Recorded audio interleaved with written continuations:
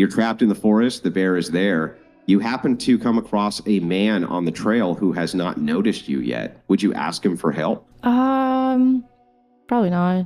Are you a woman? When we start, do I need to be a woman to note if it's justified by the numbers, whether you should fear that or not? I think you're a little stuck on the number. I think like really what we're talking about is the female experience, which you can't speak to. Yeah, but I can speak to the male experience. And don't you think the male experience can speak to the male experience of how many men I think would actually want to hurt you? You're right, but this is a podcast of women and we're talking about women. That sounds like an indictment of being raised by mothers only. But it was mainly my father who wouldn't even let me go to a sleepover because of things like this. Hey fam, welcome and welcome back to One and Done. I've got a great video for you today. We're back on the Whatever podcast with Brian, and Andrew Wilson is a guest with a panel of lovely young ladies. Now this is the scenario. One of these ladies is in the woods. In front of her is a bear, let's call it a grizzly, and on the other side she's got a man. This man has a gun. Now what these ladies are asked, with this scenario in front of you, what are you going to choose? You're going to go to the bear or you're going to go to the man? And the answers are going to shock you. Now this video starts off a little slow, but it certainly gets extremely interesting closer to the end. Now before we dive in, why don't you hit that like, smash the subscribe, ring the notification bell. Your support for the channel I really appreciate. Without delay, let's roll that tape. Well, here's what I've got. I've got, for the first one, she thinks that 33 million men, Oh my God. 33 million men would want to, and somehow do horrible things to you, which would include murder. The second one's 55 million men, by your estimate, would want to fix that, Nick. Do something horrible to you in that situation. The other one's estimates were still beyond high, but you really think that 33 million men in the United States want to murder you in a forest if they could? Like, honestly, do you think that? No, I was kind of just shooting a random number. I wasn't like, I feel like it's so broad. I don't know the percentages very for that. So no, I meant not a lot. Let's just go with not a lot. Okay, and then the other one's roughly 55 million. You think roughly 55 million men want to murder you in a forest? No. That is, no. I would like to say that like the misconception and like the high estimates are coming from the idea that as women, we are kind of conditioned to fear the idea of getting attacked by a man and be afraid of that. And so our estimate would be high because we already think the probability of getting attacked would be high given that women are not necessarily safe when they walk alone. Now these girls were asked earlier what percentage of men are likely to attack them. Now as Andrew pointed out, these numbers are horrendous. They're unbelievable and they should not be believed. Now where I will agree with her is she's right. Women are conditioned to think this way, which is absolutely crazy. Now I think women should be mindful of who they put themselves around. But if you're in the scenario where there's a bear and there's a man, it just blows my mind that these girls would actually go to the bear instead of the man. Because if you run to the bear, 99.9% of the time, you're going to get skinned. You're going to be ended and it's not going to be pretty. Yeah, doesn't that seem to you to be illegitimate though? If your estimates are so high that you believe that as many as 55 million men in your native nation would just murder you in a forest if they happen to be alone with you? I mean, okay, so I can... that kind of conditioning might be a little bit absurd? I'll retract my estimate if it bothers you, but I would say that like I can stand by the fact that like maybe there's an overinflated estimate. But me? Wouldn't you? Well, you seem a little bothered. That's why. Yeah, wouldn't you retract it though because you don't actually believe that 55 million men in your native nation would murder you horribly if they were in a forest with you? You're right. I think that it was inaccurate, but I'm saying that even though it was inaccurate, I'm speaking to the inaccuracy and saying the reason why was because lots of women fear being attacked by men. Yeah, but that doesn't sound like it's very justified that they fear that. Are you a woman? When we start talking about the actual, do I need to be a woman to note if it's justified by the numbers, whether you should fear that or not? I don't understand. I don't think this is a numbers game. Shouldn't I be able to use my logical brain, even if I don't have a vagina, to take note as to whether or not this is possible or not possible? Unfortunately, this young woman thinks she's quite funny. She's being sarcastic and she's debating here in bad faith. This is supposed to be an intellectual conversation. And because she came out with some absolutely stupid statistics, she won't own up to it. She's trying to put it back on Andrew.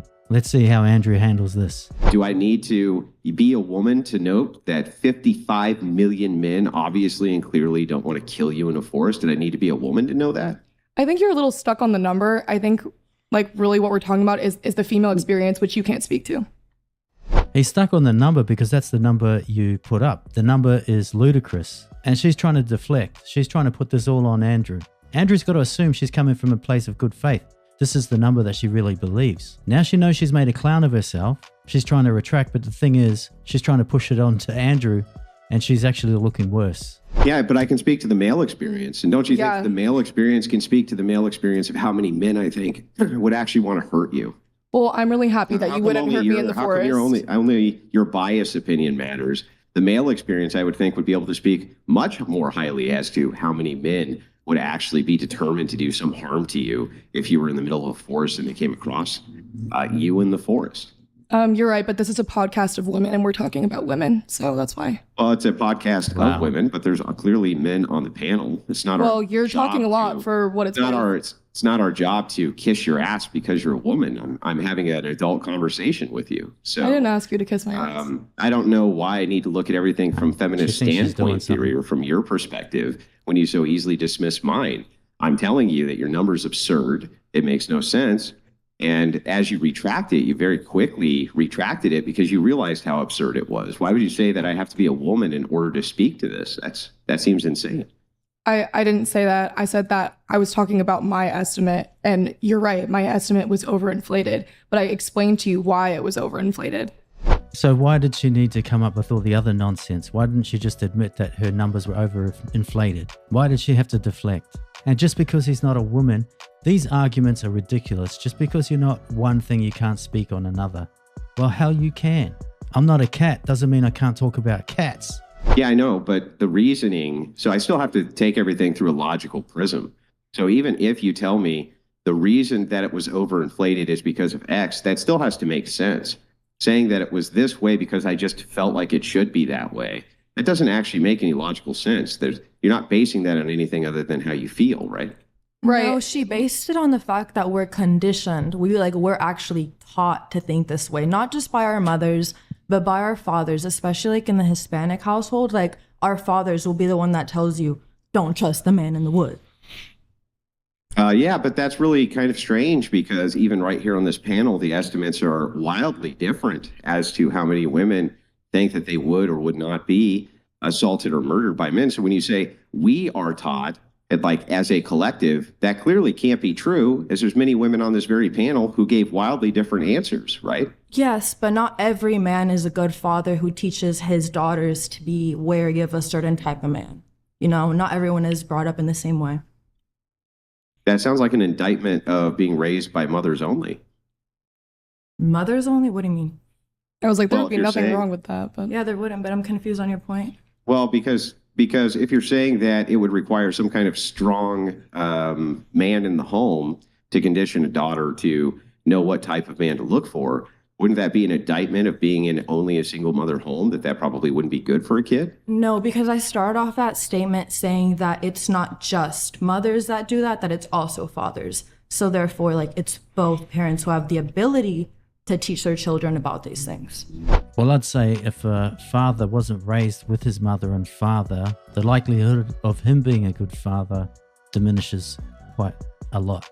The ideal situation is that you'd have two parents in the home, and those parents would have some sort of moral and ethical grounding. Well, was it your father or your mother who told you that such a wildly disproportionate amount of men were going to assault you in a forest if you came across one? If I'm going to be honest, it was both, but it was mainly my father who wouldn't even let me go to a sleepover because of things like this. Yeah, but I mean, there's a distinction between not wanting to let your teenage daughter go to sleepovers under certain types of conditions, rather than an indictment of men and that men are going to just do horrible things to you. That seems kind of silly, right? I mean, is this girl for real? This is a crazy argument. Your dad doesn't want you going to sleepovers because he doesn't want you getting into Pound Town. This is just too funny. Well, no, because he actually like taught me like why it wasn't. Like, you know what I mean? Like, he didn't just say you can't go to a sleepover because I don't want you to. He told me the reasoning behind it and like gave me the whole talk, you know? Yeah, so that's not really an indictment of men. That might have just been an indictment of the situation, right? I love Yeah, that we but said. I think what she's saying is that the numbers are so different because everyone has a different background experience of what they heard from growing up. Exactly. Nobody actually knows what percentage. We're just all guessing. So some have a higher percentage because that's what the information they received growing up. Some have a lower percentage because that's the information they received, but no one really knows. Exactly. Yeah, but that's why we're kind of having a back and forth on it, right? Yeah. We can assume that nobody knows the answer for sure, but we can still reason things out to make a determination. So, like, let me ask this question a slightly different way. Let's assume all of you were trapped in a forest. You were in a horrible plane wreck, and you were actually trapped in a forest, and there was a bear there. Now, the bear hadn't been overtly aggressive, but you have been avoiding it like the plague because you didn't want to find out. You're trapped in the forest. The bear is there. You happen to come across a man on the trail who has not noticed you yet. Would you ask him for help? 100%. Go ahead, going around the table. Would you ask him for help? Oh, yeah. If Yeah, I'm lost in a next. forest, yeah. Yeah. Would you ask for help? Before I answer this, I think that like I can see where your logic is going, where it's like, oh, why would you trust a random man if you were endangered? Just answer the question, please. Well, okay, yes, but I think I know where you're going with this. That's just what I was gonna say.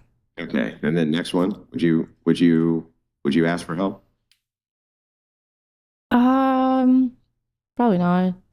It's crazy. You see, these women are so hesitant. This is the sort of mistrust that they have. And not only that, they don't believe in they don't have any conviction in their answers. This is why they're thinking, oh, I'm going to look bad, or the other girl's not going to like what I'm going to say. They're really trying to come up with a popular answer rather than what they really think.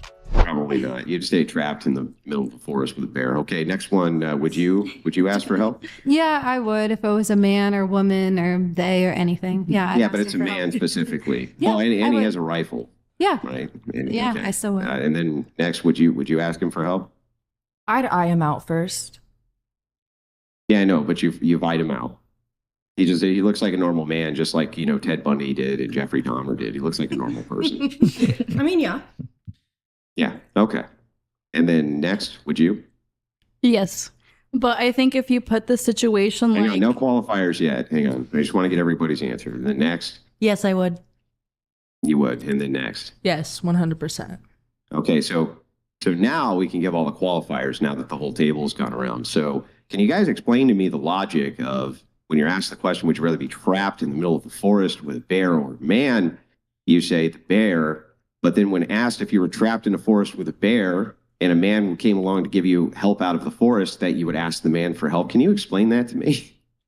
I really would like to understand the logic. I don't think I even answered actually the first time around. I just said I've seen a bear.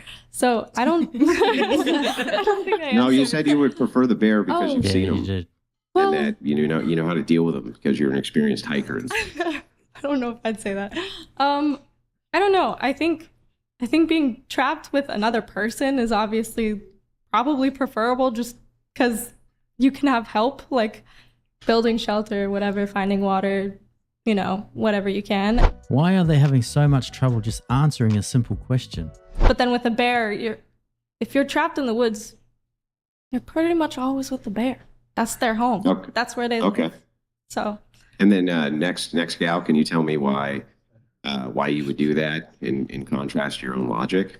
I'm just curious. I think that it would just be out of desperation. Like in that sense, like it wouldn't be who's more dangerous or whatever the argument is supposed to be. It would just be a matter of like, oh my God, there's a bear over there and we're two humans and that's a bear. I don't think it's not on the basis of gender. Well, I didn't say it was on the basis of gender, but can you understand that it's really, really strange to me to hear if you're asked, would you rather be trapped in the forest with a man or a bear? And then when you say a bear, I say, and if you were trapped with a bear and it hadn't even shown signs of aggression, but you hadn't approached it because it could, and a man came by, would you ask for help? You say yes. Do you see why that sounds absurd to me? Mm-hmm. No. No, she wouldn't. No, well, because in contrast to this, you're basically trusting a man the same exact way to help you get out of this situation.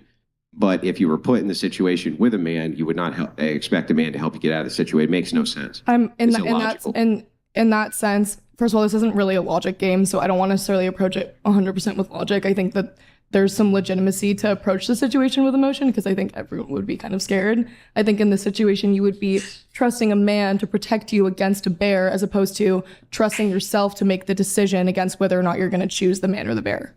Yeah, so then why wouldn't you prefer to be trapped with the man instead of the bear if your assumption is that the man's going to protect you from the bear? Well, I guess you could say that I could approach the man when I saw the bear and have to trust that he's not going to attack me too. But like, I guess then it's just kind of a lesser of two evils. But then why wouldn't you prefer to be trapped with a man over a bear if you're hoping that the man would extract you from being trapped with a bear? I don't know which situation you're presenting here. Is it you alone and there's one or the other, or both at the same time? Yeah, if it's you alone or there's one or the other, you can be trapped with a bear, you can be trapped with a man. You prefer to be trapped with a bear. However, in the situation where you are trapped with a bear, you would still, if a man was coming by, request his aid in making sure that you could get out of being trapped with a bear. That's nonsensical. It makes no sense. It's completely irrational. Humans don't always behave rationally.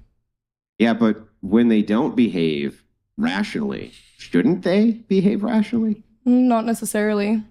You think that human beings should behave irrationally? We're not robots. Like, it's not like we're calculating the logic every time we make a decision. Wow. Wow. This girl is just too much. She's just been a contrarian at this point. She's just arguing for the sake of arguing. Okay, yes, you can be thinking emotionally when you're in the situation, but you're not actually in the situation right now. You have time. You have time to think about it logically. So her whole argument, she's coming from a terrible place. Her argument is terrible. I can't wait to see the comments on this one. Like, do you always behave rationally? Yes. 100% all the time? Yes. You've never gotten emotional and like made a rash comment or anything like that? Just because I'm emotional doesn't mean I become irrational. But to my knowledge, I've never become irrational. It's possible perhaps that I have had too much to drink at certain points in my life or something like this, where I've lost my faculties. But yes, when I'm in my normal state of mind, I don't believe that I become irrational. No. Okay. I mean, I don't know. I don't think that irrationality is something that generally people strive towards. I just think you're kind of oversimplifying the human experience by saying that, like, you know, you're a perfectly rational being and all these things would just innately make sense to you. Like, there's plenty of evidence that people make quote unquote illogical decisions, by your definition, all the time. Oversimplifying things because the thing is simple. You don't want to go anywhere near a bear. The percentages are not comparable. 99.9% of the time that bear is going to rip you to shreds. If there's a bear there and there's a man there, there's less than 1% chance that that man's going to do anything bad to you compared to what the bear would do to you. Yeah, but that doesn't mean that they should. Well, I don't think that humans should or shouldn't behave. No one wakes up in the morning and says, I'm going to behave illogically.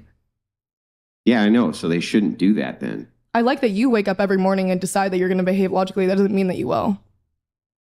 Yeah, but I should. Well, right? Okay, everyone should, sure. Right, that's my whole point. So if everybody should, then just saying that, hey, not everybody does, isn't really much of an argument, because we still agree that they should behave rationally. So when we have these scenarios and you kind of give me an irrational logical basis for why it is that you choose A over B, shouldn't that question your foundations? Shouldn't you question your own foundations then in your own emotions to think, well, wait a second, perhaps I'm behaving irrationally and I shouldn't do that. By your own admission, you should not behave irrationally. Like, I see your point, sure, but I don't know. I don't think that I like have necessarily like the strongest motivation to like perfectly behave rationally at all times. I always think that there's like a better, like an answer that's better explained by the context in that situation. This woman is displaying more red flags than a Chinese march. She's worse than an infant. You can't explain anything to her. She gets her backup. She's had her backup from the beginning. And it's just a simple question. Now, if I was that man in the wood, I'd just be pretending that I'm picking berries or something that I didn't notice her. Who needs the hassle? This is why you've got this crazy phenomenon of women getting randomly attacked and men standing there going, I ain't gonna help. It's not worth the headache. Men are protectors by nature. They want to protect women. Now, if there's a bear there, the situation's challenging enough. But throw her into the mix, I'm hightailing out of there. I mean, sure, there could be answers which are better explained in the context of the situation, but they would be rational answers, right? You Yeah, really I mean, like this word rational. Do you have any others? do you prefer logical? I just, I mean, you I, seem to you like just the seem word so, emotional. you just, so, Do you just know seem, any others? Sure. I just, Yeah, sure. I just think that you just seem really stuck on the idea of logic, and like I just don't think that this is really an argument about logic unless you're trying to prove a point about, you know, women. Oh, it's illogical, yeah. About That's women my whole supposedly point. thinking it's illogical to fear being alone in the woods with a man. Well, it seemed to be by your own logic that it's an irrational fear if you would still allow a man to extract you out of a situation with a bear. Why you wouldn't just want to be trapped with a man to begin with? That seems totally irrational. It's essentially the same scenario. You just remove one item, and suddenly the entire situation changes, and there's really no reason for it to change. It doesn't really make any sense. They're both still strangers in this scenario. They're both still men in this scenario. You're still actually technically trapped with both of them in this scenario, but you would still. You're right. You're right. It's but- so It's a bear. different though, because like if there's a bear and a man, it's like a whole different situation. Because like what man in the right mind is gonna still think about like SAing you while there's a bear right there? Like that's like. Well, couldn't like, he that's just how take she out the said bear it's and two then get humans, ya? one bear at that point. That's what I'm saying is that It's there's not two man, threats at this woman, point. It's not just bear. one. It's just two humans that like that's why we're choosing that option, because it's just like those two humans against the bear is like way better logically. Yeah, I know. But if that's the case, then why would you choose the bear to begin with? That makes no sense logically. Well, but if you're alone with only the man, that is scarier than you are with both. You have more chances to just face. I guess the bear would be, if you want to like say it, it's a greater evil because you can't really communicate and say like, please don't attack me.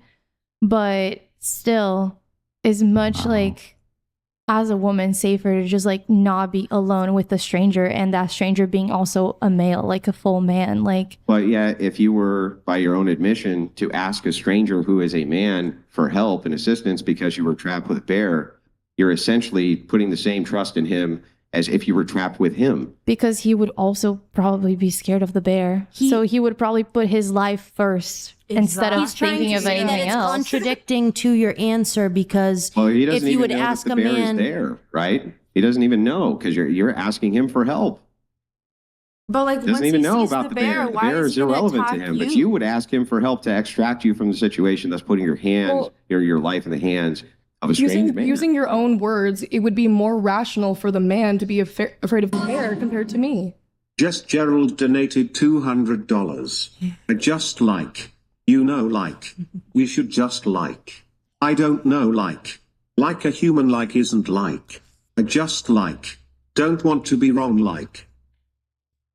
It's literally my Yeah, no, It's literally my English. think that, I I sound think that there's a good possibility that a man would be less afraid of a bear than you would be.